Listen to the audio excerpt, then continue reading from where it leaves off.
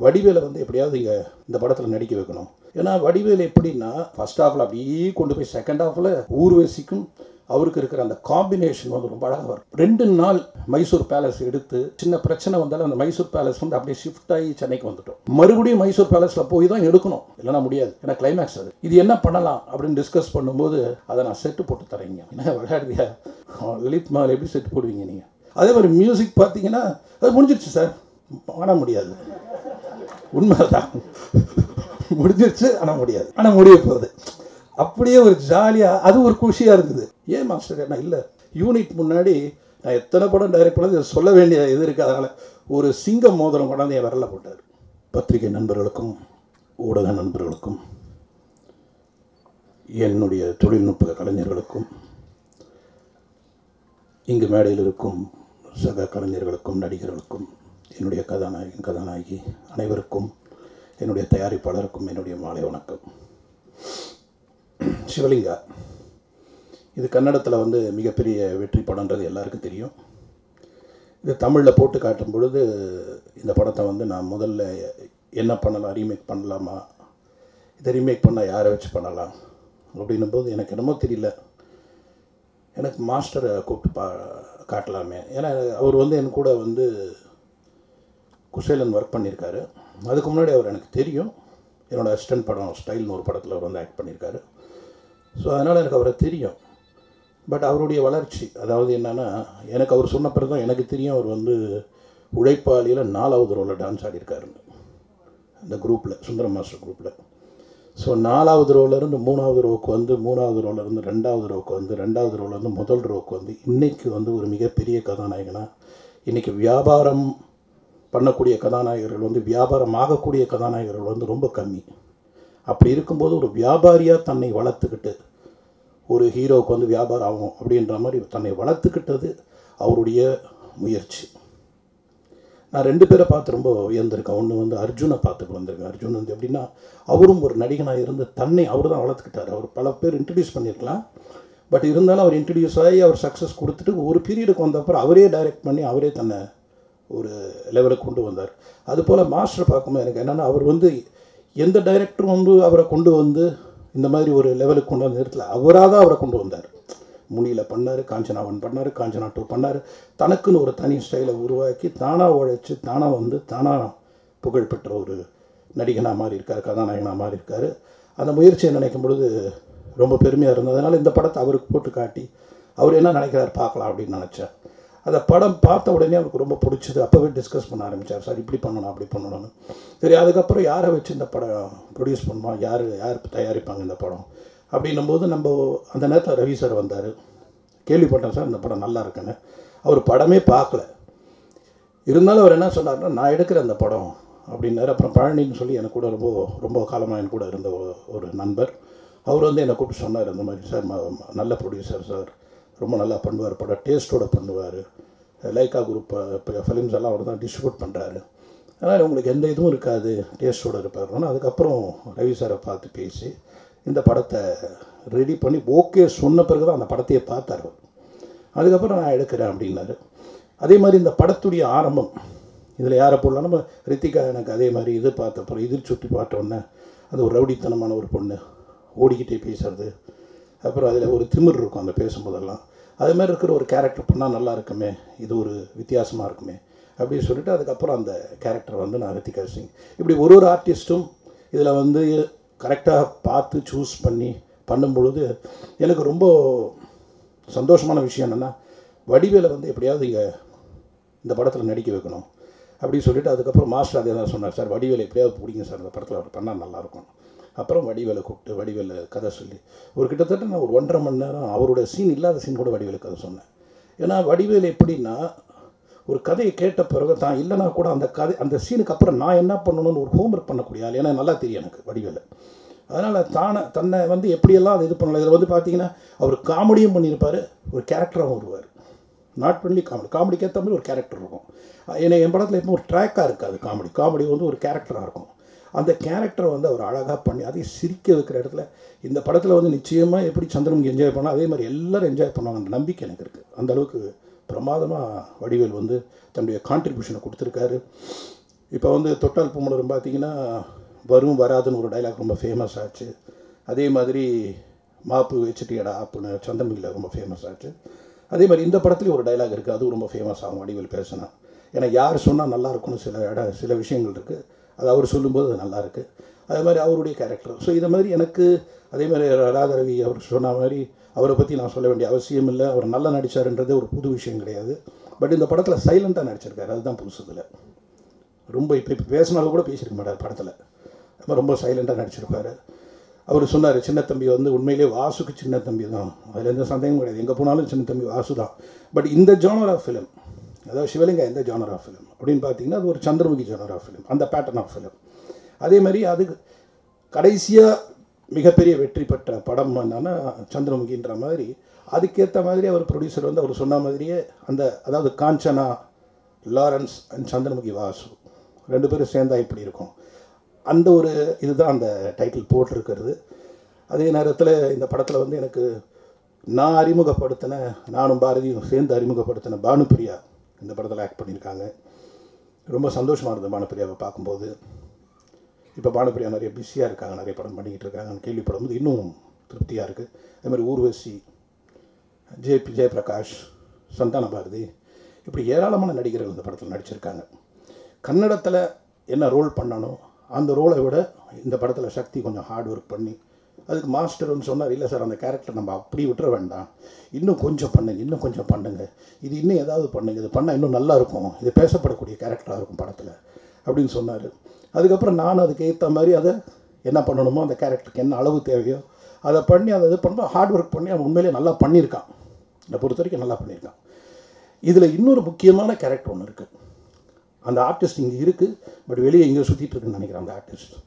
அந்த ஆர்டிஸ்ட் யாருன்னா புறா. புறா ஒரு முக்கியமான கேரக்டர். எப்படி சந்திரமுகியில் ஒரு படி ஒரு முக்கியமான கேரக்டரோ அந்த மாதிரி புறா ஒரு முக்கியமான கேரக்டர்.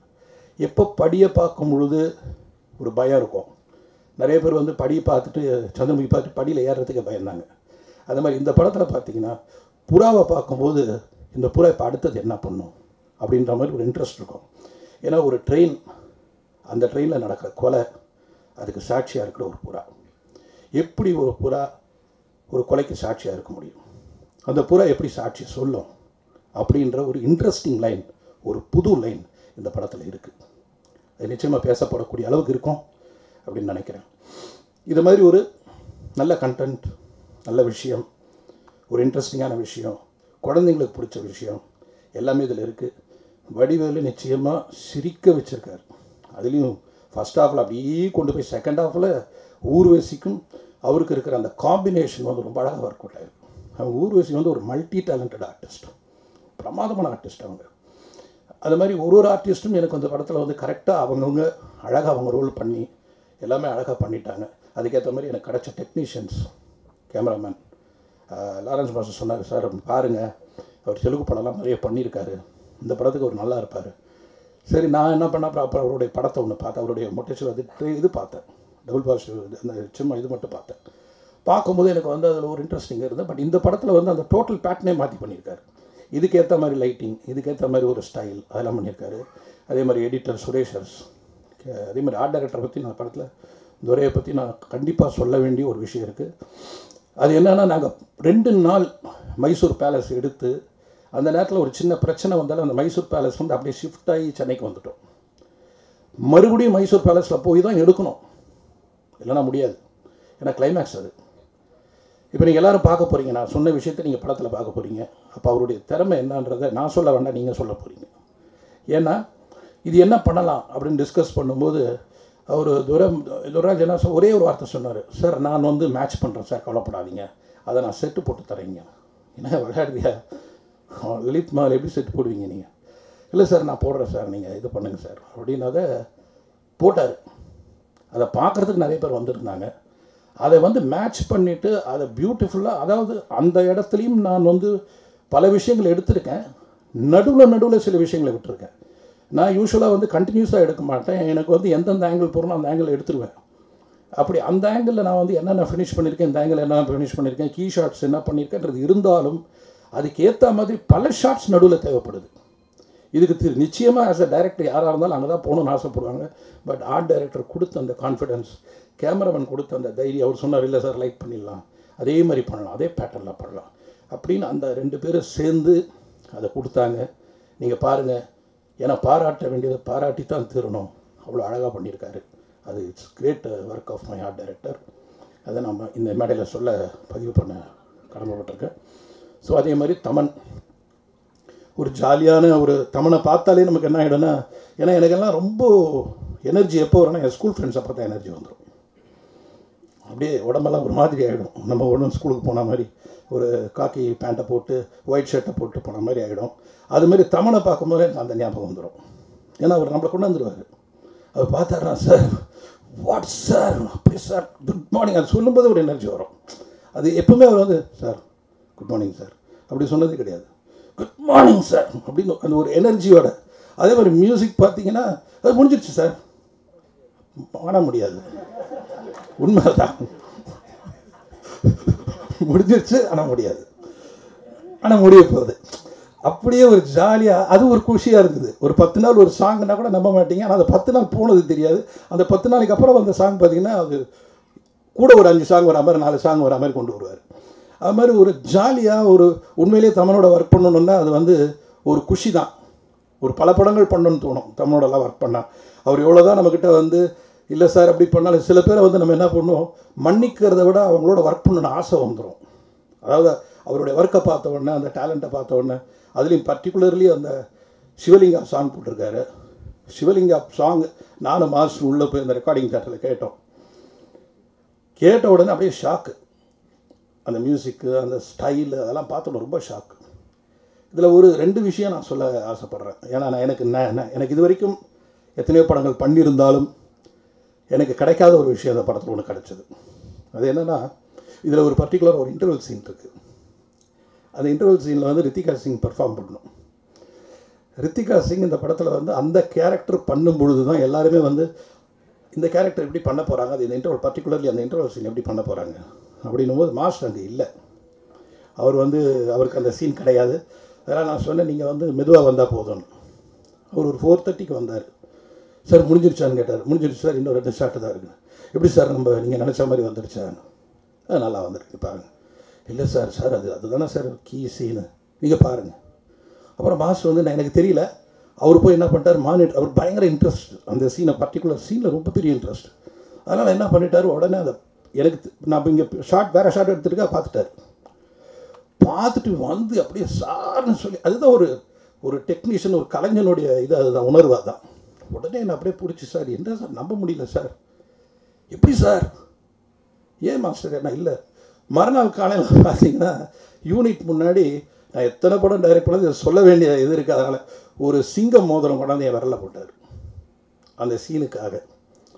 ஸோ அப்படி ஒரு கலைஞனை பாராட்டக்கூடிய ஒரு விஷயம் இந்த படத்தில். இத்தனை படத்துக்கு அப்புறம் நிறைய கிடச்சிருக்கு. ஆஃப்டர் 100 days, ஆஃப்டர் 25 weeks, இதெல்லாம் வந்து எல்லாருமே ஒரு பிரியப்பட்டு பண்ணுவாங்க. பட் படம் என்ன வரப்போகுது, எப்போ ரிலீஸ் ஆக போகுது, எப்படி வரப்போகுது தெரியாமல் இருந்தாலும் அந்த நேரத்தில் வந்து அது மாதிரி ஒன்று பண்ணார். அதே மாதிரி அந்த சிவலிங்கா பாட்டை கேட்டுட்டு ரித்திகா சிங் ஆக்ட் பண்ணதுக்காக அதுக்கும் ஒரு சின்ன என்கரேஜ்மெண்ட். அப்படியெல்லாம் ஒரு இது மாதிரி ஒரு விஷயங்கள் வந்து நமக்கெல்லாம் புதுசு இல்லை. பட் இருந்தால் கூட அது பாராட்ட வேண்டிய விஷயம் இது. அதே மாதிரி இந்த படத்தோட ஆரம்பம், இந்த படம் வந்து அவருடைய கோயிலில், ராகவேந்திர கோயிலில் ஸ்டார்ட் ஆச்சு. நாங்கள்லாம் பூஜையெல்லாம் முடித்த பிறகு எல்லாரையும் கூப்பிட்டு நிற்க வச்சு அவர் வளர்க்குற அந்த ஒரு ஆசிரமம் இருக்குது இல்லைங்களா, அந்த குழந்தைங்கள வச்சு இந்த படத்துடைய பாட்டு, அதாவது சிவலிங்கா வெற்றி பெறணும், இதை விட ஒரு மிகப்பெரிய ஒரு வாழ்த்து நமக்கு கிடைக்காது. அந்த குழந்தைங்க பாட்டு அதெல்லாம் பார்க்கும்போது இது எந்த தடையும் இல்லாமல், எந்த தடங்களும் இல்லாமல் இந்த படப்பிடிப்பு நடந்தது. அதெல்லாம் அந்த குழந்தைங்களோட ஆசீர்வாதம். ஏன்னா எதுவுமே எதிர்பார்க்காத குழந்தைங்க, அப்படி பல நல்ல விஷயங்கள் இந்த படத்தில் நடந்திருக்கு. அதை விட எனக்கு இன்னொரு பெருமையான விஷயம் என்னென்னா, இந்த படத்தை வந்து தைரியமாக ப்ரொடியூசர் வந்து போட்டு காட்டி, அதுவும் அக்ராஸ், இப்போ பாருங்கள் அவர் பேசும்போதே சொல்லிட்டார் படம் பார்த்துட்டேன்னு. பார்த்துட்டு ஒரு படத்தை பாராட்டுறது உண்மையான ரிவ்யூ. பார்க்காம சொல்லலாம் நல்லா வரும்னு, ஆனால் அவர் பார்த்துருக்காருன்னு இப்போ தான் எனக்கு தெரிஞ்சது. அவர் பார்த்துருக்கார், படம் நல்லா இருக்குன்னு சொன்னாங்க. 10 ஃப்ரெண்ட்ஸுக்கு போட்டு காட்டியிருக்காரு. எல்லோரும் நல்லா இருக்குன்னு சொல்லியிருக்காங்க. இது குழந்தைங்களுக்கு பிடிச்ச படமாக இருக்கும். நிச்சயமாக புறாவை பற்றி பேசுகிற படமாக இருக்கும். அந்த ட்ரெயினை மறக்க மாட்டாங்க, இதில் வர கேரக்டர்ஸை மறக்க மாட்டாங்க. இது நல்ல என்டர்டெயின்மெண்ட்டாக வரும். சம்மருக்கு ஏப்ரல் 14 கோடை விடுமுறைக்கு இது மிகப்பெரிய என்டர்டெயின்மெண்ட் ஃபிலிமாக இருக்குன்ற நம்பிக்கை எனக்கு இருக்குது. எல்லாருக்கும் மறுபடியும் இங்கே வந்ததற்காக நான் நன்றி சொல்லி விடைபெறுகிறேன். நன்றி, வணக்கம். வந்திருக்கும் பத்திரிகையாளர்களுக்கும் ஊடக நண்பர்களுக்கும் என்னுடைய வணக்கம்.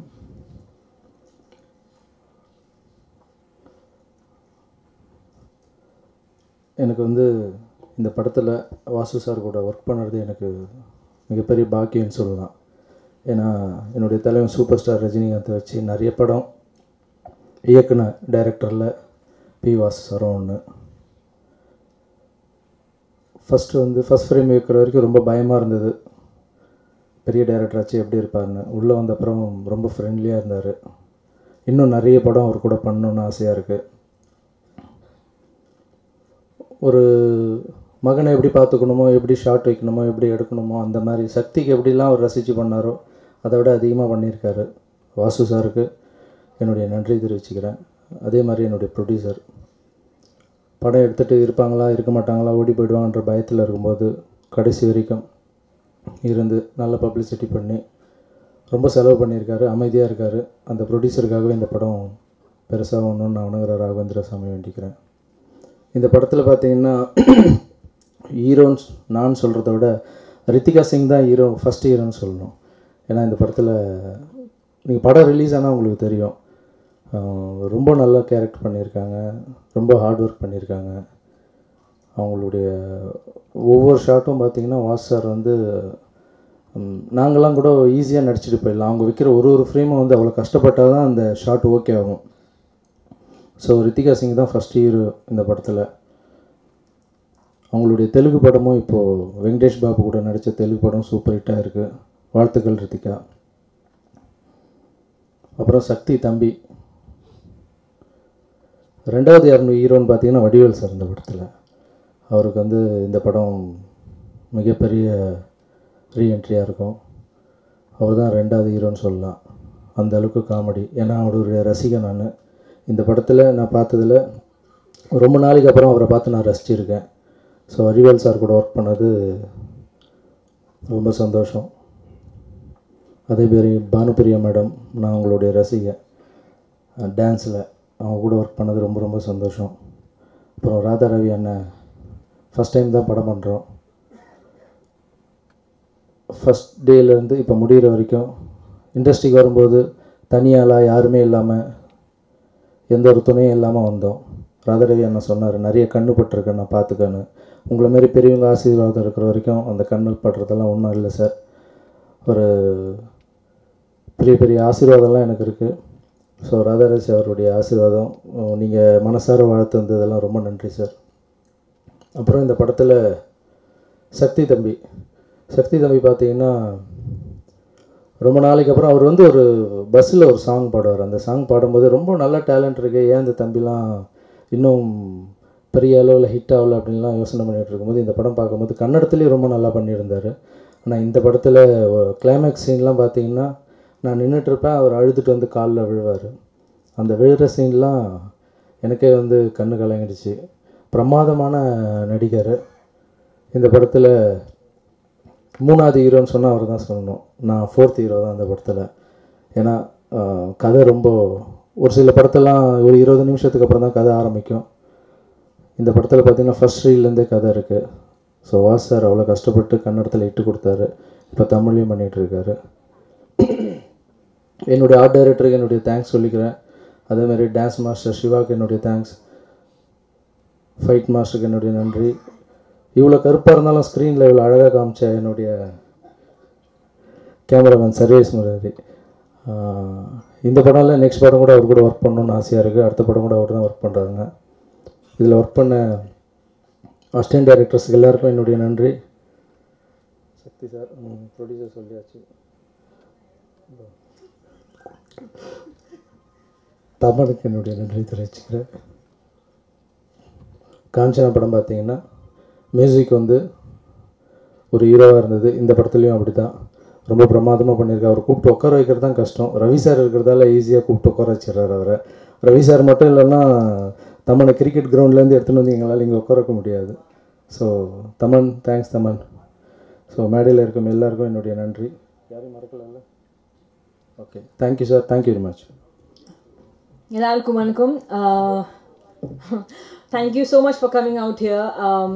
I'm very excited that Shivlinga is finally releasing on the 14th of April, and I really want you all to go and watch it because we've all worked so hard on this film. And I would like to thank, the biggest thanks ever to Vasu sir, because he has made me do things that I never thought I could do. At the first few days on set, I was so high on energy because I was nervous, and I get really high on energy when I'm nervous. And he took the first 3-4 days to really like calm me down, and he just made me feel very comfortable. And everybody on the film, they're all phenomenal and wonderful artists. So I had a great time working with them. Please go watch the film. Thank you so much. Thank you. Nayagan.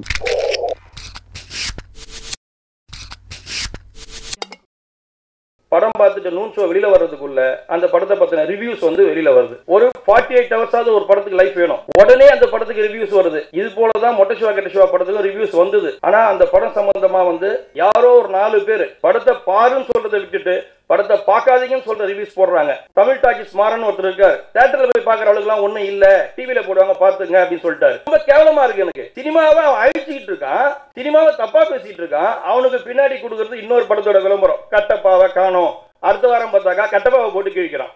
அவன் எண்ணெய் விற்கிறதுக்கும் powder விற்கிறதுக்கும் பான்ஸ் விற்கிறதுக்குமா நம்ம படம் எடுத்து வச்சிருக்கோம். அந்த படம் வெற்றி அடையாத போறதுக்கு உங்களோட ரிவ்யூஸும் முக்கியமான ஒரு இடத்துல இருக்குது.